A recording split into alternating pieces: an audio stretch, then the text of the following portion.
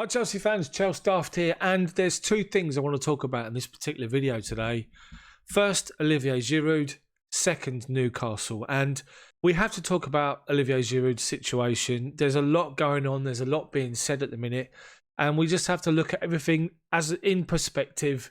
And I'm going to look ahead to Newcastle with possible starting 11, knowing that two players are out and one player's back in contention. So, all this in this particular video. Drop a like on the video for me, subscribe to the channel. Let's get cracking.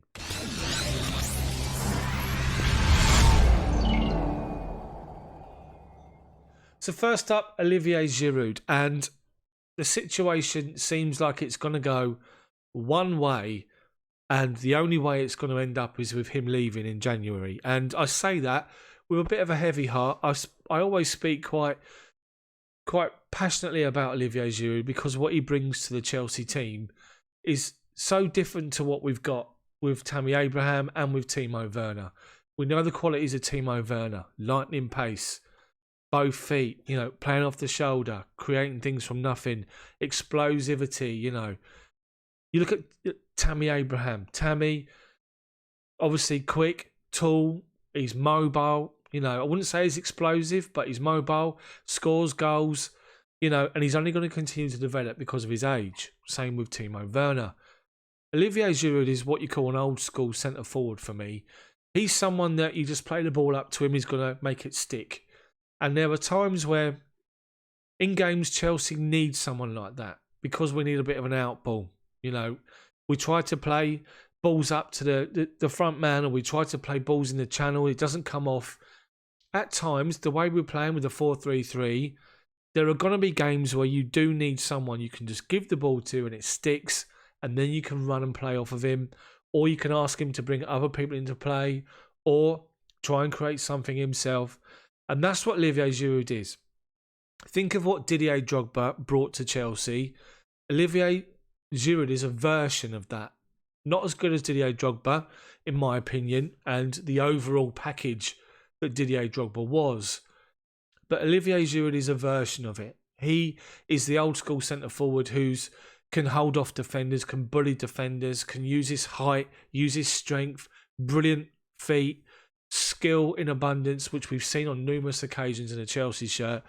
And you would just hope that there is some sort of light at the end of the tunnel for Giroud at Chelsea. But the more this is going on, it just looks as though it isn't. He come on against Sheffield United and played no more than sort of 10, 15 minutes, if that. And against Newcastle this weekend, you can't imagine him starting. Unless Frank Lampard has a complete change of heart, maybe. We'll look at the Sheffield United game in particular. And Kai Havertz was out. Obviously, he had coronavirus, had to miss the game. So Tammy Abraham played. Callum Hudson-Odoi was on the bench. So Timo Werner played on the left with Hakim Ziyech on the right, with Christian Pulisic also out injured. Is there still going to be a situation where we're looking to play Werner on the left and Ziyech on the right and a main man up front? Will you see Olivier Giroud start against Newcastle, or will it still be Tammy Abraham who's scoring goals? With the comments that are being made by Deschamps, the comments being made by Giroud's agent, who's gone to town on Chelsea when Frank Lampard, really, you have to wonder if Frank will decide to try and appease Giroud to play him against Newcastle. I'm not so sure he will. But what's important to remember is what Giroud did at the end of last season. And I want to take you to comments made by his agent. Now, his agent has had a right go. And you can understand why he's doing it. You can understand why he's saying it. He's looking after his client, which is what all agents do, as well as put that in their pockets. But the quotes and the comments that he's made is quite strong. Let's just say that.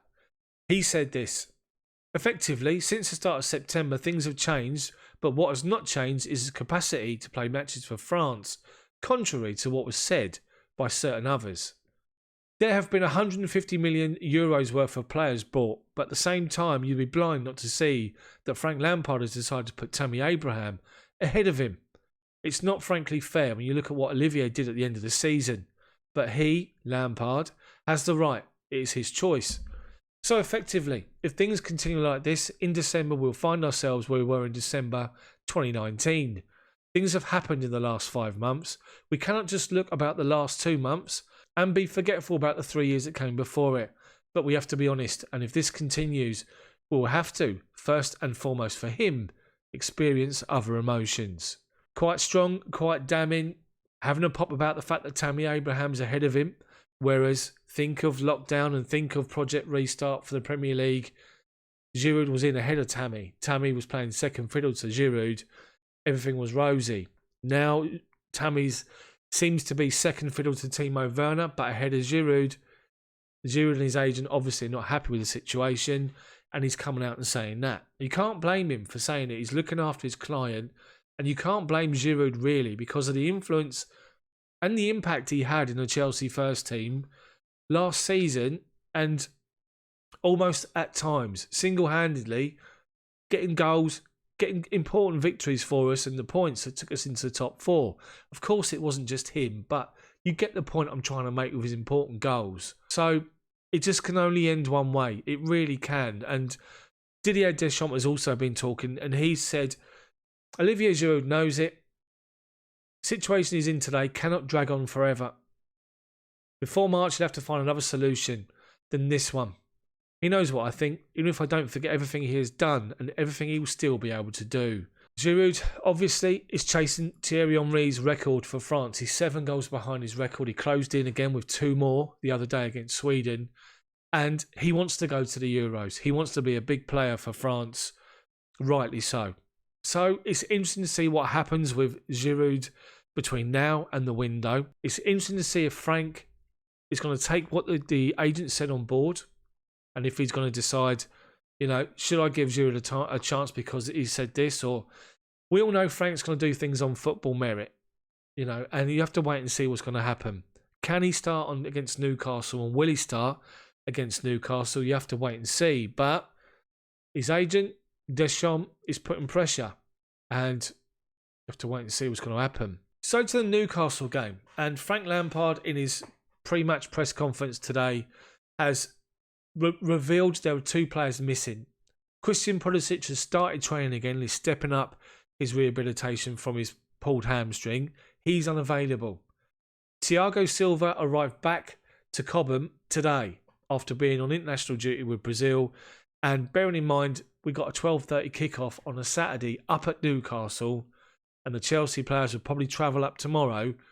It's too early for Silva to go. So Silva, Pulisic are out, but the good news is Kai Havertz has recovered from COVID. He's done his 2 weeks isolation. He's tested negative. He's back training as of a couple of days ago, and he's available for selection. Will he go straight into the team though? That's the question. And so Thiago Silva's out. So who's going to come in and replace him? Now you look at the Chelsea bench for the game against Sheffield United, and 2 defenders were on the bench, Cesar Azpilicueta and Tony Rudiger. If you saw my video yesterday, you would have seen that Tony Rudiger is being linked with the likes of Barcelona, and Chelsea are keen to get a deal done for him to go in January.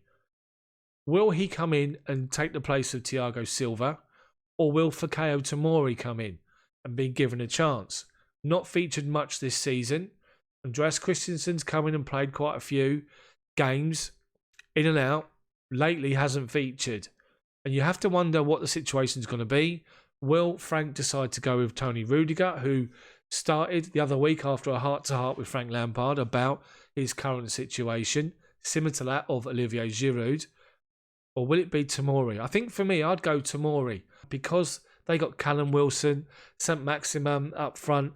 I just think we need a bit of pace in the back line, and I'll go with Tomori all day long. Don't get me wrong, Thiago Silva's fantastic, love him to death, but it may be a good thing that he's missing this one. Everybody else, I think, will be the same. I think Reece James keeps his place. Cesar Azpilicueta will be on the bench. And Ben Chilwell, thankfully recovering from his back injury, will be at left back. Middle and midfield, I'm really hoping that we stick with a 4-3-3, the 3-man midfield. And it was Jorginho who found himself on the bench against Sheffield United. And I predict Chelsea will probably go the same 3 again. N'Golo Kanté, Mateo Kovacic and Mason Mount. As I said earlier, up front against Sheffield United was Tammy Abraham leading the line with Timo Werner left, Hakim Ziyech on the right-hand side. And I wouldn't be surprised if they do that again on Saturday.